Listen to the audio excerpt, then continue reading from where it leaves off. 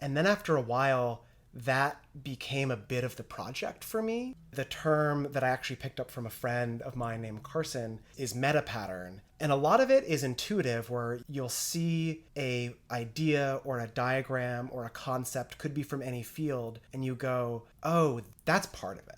Yeah. I haven't figured out how yet, but that's for sure part of it. Yeah. And, you know, I think there's like a classic, I don't know if it's a Christian metaphor, but the metaphor of the elephant of spirituality, where the elephant is God and someone touches the tail and goes, oh, I know what it is, it's Judaism. And someone touches the trunk and goes, no, I know what it is, it's Christianity. And it's all like pieces of the elephant, but everyone's touching the piece and not the whole elephant. And for me, I feel like coming into this project, it was like, I need to feel around and touch every part of this elephant. Sometimes I touch something and I'm like, that's not part of the elephant. Sometimes I touch it, I'm like, that's definitely part of the elephant.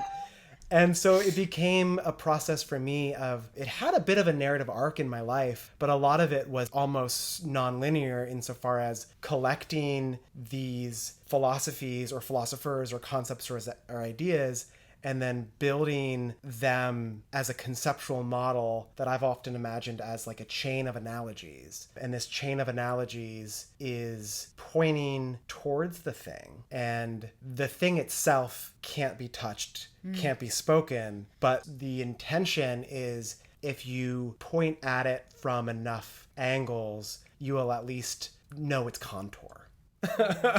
You know? Wow, I love how you describe it, yeah. The sense that it's like this living, breathing, moving, flowing river, or whatever metaphor you want to use, but the more ways in which you can see it, it's almost like if you just have too fixed away, it's so easy to miss things. It's kind of like acknowledging the fact that you'll never be able to fully capture the whole thing, but just like the more angles, the more... Exactly. Yeah. And I think that process, for me, is also the object of study too. So there's an interesting feedback loop there, where the process is, okay, what are all the angles and contours around the elephant of this thing? But the object of study itself is, what is the relationship between the unsayable and the sayable?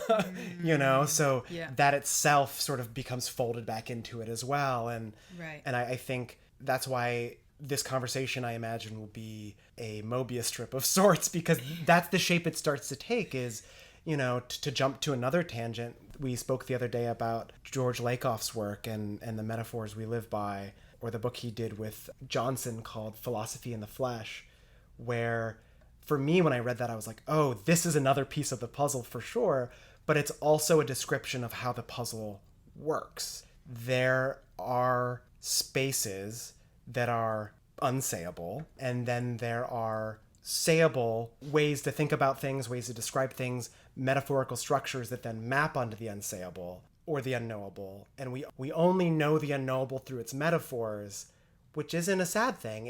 Is the access to the thing, you know? Yeah. I would almost argue that direct access is a metaphor itself, and we could pick that apart and describe how they're, you know, the metaphor itself is the closest we can get.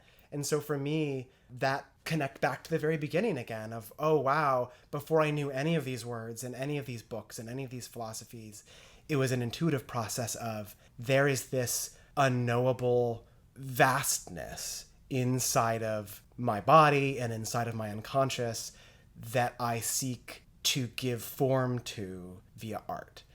And I guess that's it's always been that, in a way. Yeah. The relationship between the unsayable and the sayable, between the formless and the formed, between the unconscious and the conscious. Yeah, that's amazing. I love that.